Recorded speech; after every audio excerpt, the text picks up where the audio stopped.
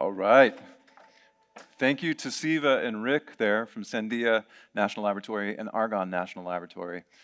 I love that idea of building and implementing algorithms that are too large or have too much sparsity to fit on traditional infrastructure, and then delivering performance that is like a time machine to accelerate your team to the point where they have a model that works for their purpose.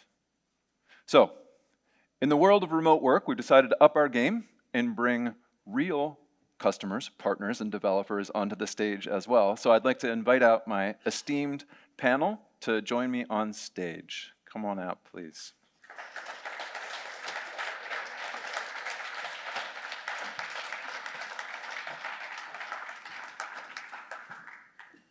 Thank you, thank you, thank you. So like I said at the beginning, we have good friends across industries around the world that are pushing the boundaries of what's possible with AI, with Cerebras. So today, joining me on stage is Jim Culver from Glaxo Smith Kline, Tim Bishop, and Pranitha Elagunti from the Mayo Clinic, and then Professor Irina Risch from the University of Montreal and MILA. And rather than having me read out the very impressive bios, I thought I would begin by inviting each of our panelists to say a little bit about yourselves, your role, and actually importantly for this audience, what your teams are doing at the forefront of large-scale AI and Gen AI for your work. So we'll kick things off with you, Jim. Yeah, thank you. You got it. Thank you so much for having me. Nice to see you all. So my name is Jim Culver, and I'm a director of AI products at GSK. And GSK has been working with Cerebras since 2019. One part of the strategy of GSK has been to really invest in artificial intelligence and machine learning to really accelerate drug discovery and drug development. And so thinking about how we can use that in conjunction with some of our other strategic priorities, such as functional genomics and other methods to really gather large amounts of data to really start to build these models to really move drug discovery forward. It's really an incredible mission where development velocity matters to bring new therapies to market sooner. Awesome to have you. Thank you. It's a very natural lead-in to healthcare and life sciences with our friends from the Mayo Clinic. So, Tim, want to kick us off? Hi, my name is Tim Bishop. I'm a lead software engineer in the generative AI program at Mayo Clinic. And we've been working with Cerebras since just January, so relatively new. We kicked off our generative AI program just last year, 2023. So we are trying to figure out how we can use generative AI to advance healthcare. And we've got a couple of projects going with Cerebras to build foundational models where we leverage the power of Mayo's massive data sets and marry that with the AI expertise and compute that Cerebras brings to the table to help us bring solutions to get better care for people and advance cures. Nice. Pranitha? Okay. Hi, I'm Pranitha Elagunti. I'm an operations administrator with the Mayo Clinic. And as my colleague Tim shared, we are very excited to be here as we start our generative AI journey. Mayo Clinic has been and is ranked the #1 healthcare provider, not only in the nation, but also internationally by US News & World Report and Newsweek. Just last year alone, our staff of about 80,000 provided care for 1.3 million patients from all 50 United States and 130 countries globally.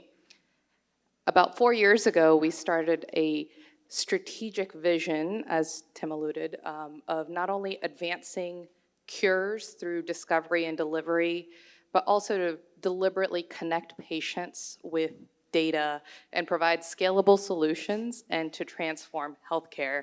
And this is where we're really excited because fundamental to transforming that healthcare is AI. And we strongly believe that it's a Promethean moment in healthcare to leverage not only our data assets, but also to leverage large language models and generative AI.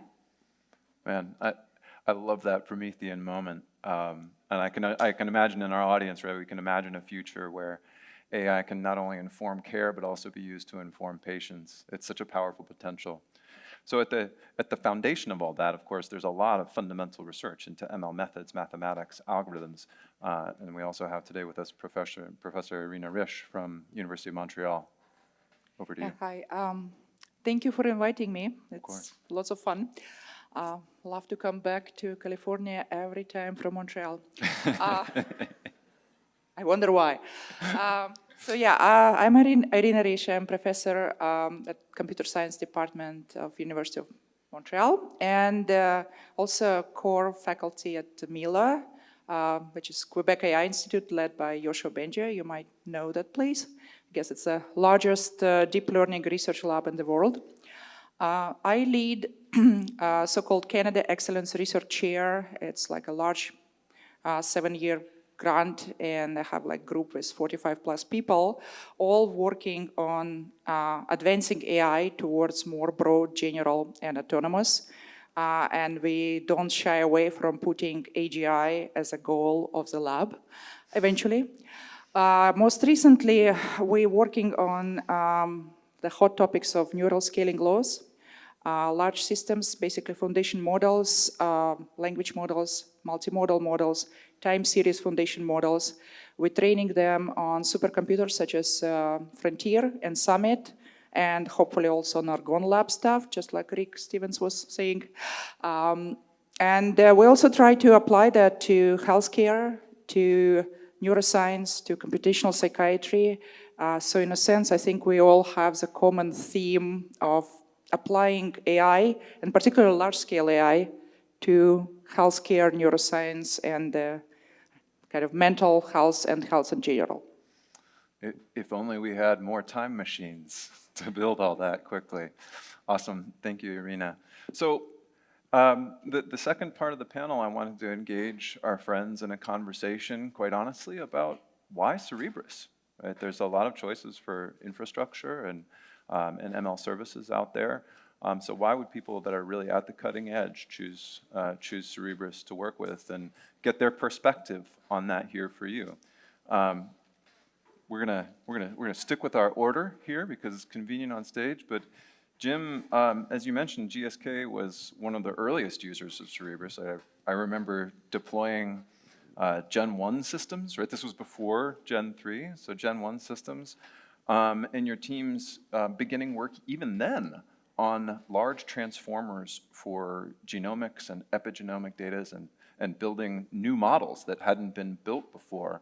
But your work has really transformed and evolved in scale since then. So I wonder if you could share some of the lessons and what that journey has been like. Yeah, definitely.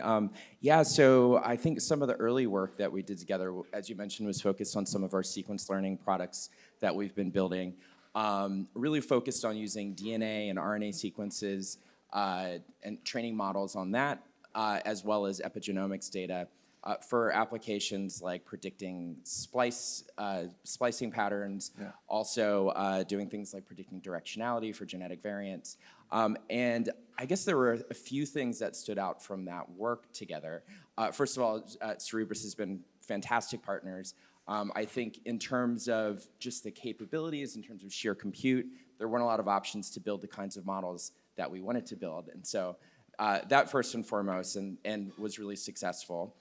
I think also just the iteration speed that we were able to work together to really take an agile process and go out there and build something, test it, learn from it, and then kind of repeat that cycle, that design, build, test cycle, which I think is so critical for product development. And I guess the third thing was also just the expertise of Cerebras. And so we were really able to work together as partners to design and iterate and get to a solution more quickly. And I think our work has evolved since then. Now we're focused on building bigger models, generative AI models. For example, trying to build large language models focused on scientific compute to help us build AI assistants to help our scientists do their work faster. So, right. Yeah. For those of you that, like me, may be recovering researchers, you remember there's vast treasure troves of information and journal articles that you will surely never read. And so, yeah, these kinds of models have extraordinary power. And thank you. It means a lot coming from you guys. The GSK AI team are amongst the black belts of enterprise AI in pharma. And so it's been just an awesome pleasure to work with your team. So we were back in the back when Jessica was actually talking about that approach to iterative model development. And it leads me in maybe to a question for our friends at Mayo, which is, Tim, as you mentioned, our engagement with Mayo is relatively fresh, but you and your team have extraordinary data assets, but that also have data privacy concerns, right? So your teams are building fundamentally new models on fundamentally new data sets that require sensitive data handling, data privacy, as well as this partnership that we've talked about between ML researchers and domain experts. So wondering if you can share a little bit about what you guys are doing with us and what you've observed so far. Sure. One of the reasons we went with Cerebras is it's tough to find these skills in the marketplace to build these large language models. And compute can be expensive. So we wanted to partner with somebody that would be able to help us find the recipe for the model we wanted to build. And so you can think of it as not like you just have all of your data and you're going to go throw it into a model and see what happens. No, when we're working with Cerebras, they're evaluating each of our data sets, trying to figure out what's the relative value of this for our end goal. And you can imagine, as Andy mentioned, that working with healthcare data is difficult, especially when you're talking about patient data. And you may think, oh, you de-identify it, you can do whatever you want. That's not the case. Healthcare data is highly regulated. There are big penalties for not doing the right things with it. You have to have secure environments in order to process it. And Cerebras has been very flexible working with us in that regard, getting those systems set up so we can do this work. There's a lot of work that has to happen, setting up systems, getting approvals, that sort of thing, before you can even start building the model. We had a lot of learning to do, Tim. Yep.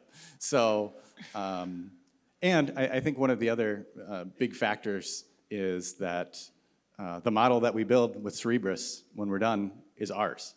A lot of people want Mayo's data, or they want, if we build a model, they want a piece of that model. And that brings up a lot of questions in terms of, can we allow our patient data to be used in that way? What are the implications now that this model is not within our control? There's a lot of questions that have to be answered in terms of, well, can you prevent any sort of data from being able to be retrieved using like jailbreaking?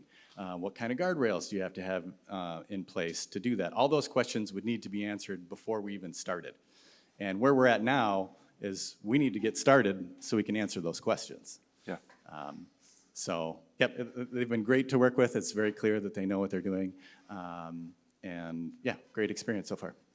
Thank you. It's been awesome to start work with you guys as well. Like I said, at Cerebras, we are a team of unafraid engineers and scientists, and we love big, ambitious projects that push the boundaries of what's possible. And I think Andrew, our CEO, often says, we're fundamentally tool builders, right? We're building a platform to allow our partners and customers like this to ask and answer more questions at larger scale than would be possible on traditional infrastructure. But as we've discussed, it's not just, deliver a system to a loading dock and then walk away. There's often a deep partnership involved. And Praneeth, I was wondering if you could share a little bit about the partnership that we've built and how it operates. Yeah, no, I think it's been a great experience, as Tim shared. So we've engaged in a multi-year strategic collaborative partnership with Cerebras, and quite honestly, it's a natural fit. Both of our organizations are deeply committed to innovation. It's part of our DNA. It's, they are very customer-centric, and our organization is very patient-centric. And what's been really wonderful to see through our partnership as we build our first LLM is just how nuanced the team is in truly understanding the data, the challenges, and what we hope to arrive at the end, as our end goal, which is to provide better cures for our patients globally. And the team's done a great job. We're working on our first model focused on utilizing genetic data, which is very difficult if anyone is aware of genetic data, but leveraging genetic data for rheumatoid arthritis patients, which roughly impacts 18 million patients worldwide, and being able to predict their response to all of our care processes as appropriate. So. It's, there's just so many fun problems. In fact, I think one of the interesting and fun challenges is figuring out what to attack first, right? And it boils down to business value and impact, and do we have the right data, and can we build a model that does that? And it's just been such an exciting journey to get started with you and the team. So as we wrap up, I wanted to actually bring things back to Irina to talk a little bit. We've hinted at, both through the preceding talks and our discussion, about sort of what it takes to build a model. And Irina, I think you and the institute and university students probably know better than most what's involved in actually bringing a large model to life, or distributing one of these large workloads on traditional systems. And what's that journey like, and how can Cerebras help researchers do it better? Yeah, it's indeed a good question, because last year was very interesting. As I mentioned, we obtained large grant on Summit Supercomputer at Oak Ridge Lab, and later on Frontier. And we decided to kind of follow in footsteps like open source AI and try to also build large-scale language models. So we teamed up with Together and Stanford Research for Foundation Center for Research for Foundation Models. So we built jointly Red Pajama Insight model, and then later that year we built like 4 10 billion language models. We built multilingual models, like the first Hindi model in October actually. We built multimodal models like this Robin suite, or like whatever vision language model, so on. But it was quite a journey, because actually we learned that things are not so easy as they may seem, and especially like machine learning students are not necessarily HPC experts. So we did have some on the team, but like not everyone. And we learned like basically on our own mistakes that, for example, you take PTM models that are out there, they're open sourced, they have certain architecture, but they optimized for being model parallel and being trained in model parallel way on clusters with, say, 8 GPUs per node. Frontier has similar architecture too, but not Summit. And Summit has 6 GPUs per node, plus those GPUs are V100s and not A100s. Plus interconnect is not as fast as in maybe usual 800 clusters. So you end up with figuring out that just taking model will not work. You have to refactor model, so it will be like divisible by 6, so you can scale it properly and really use model parallelism efficiently, or you will waste a lot of compute. So we kind of learned hard way that things are much trickier than they may seem when people say, we just use large compute and build foundation model.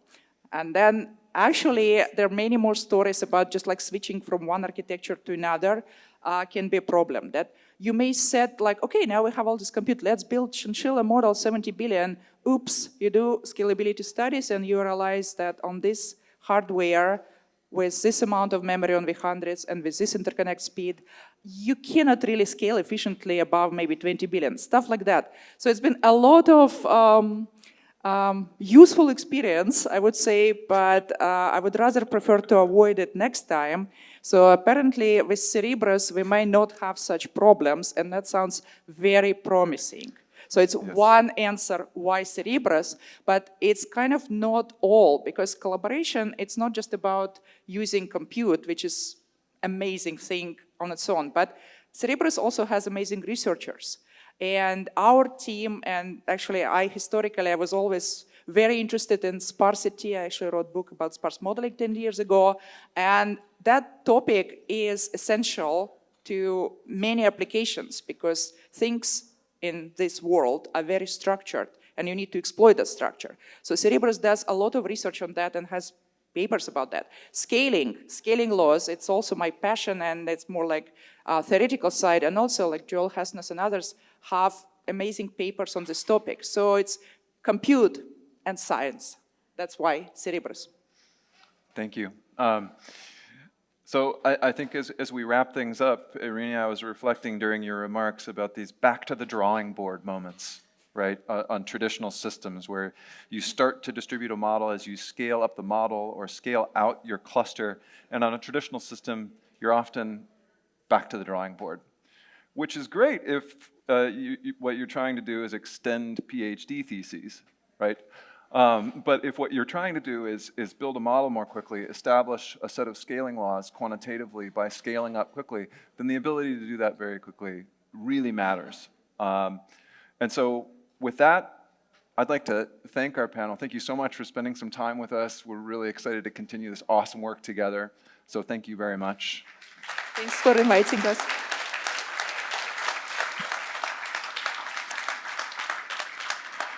And with that, as we head off the stage, we are going to go into our next session.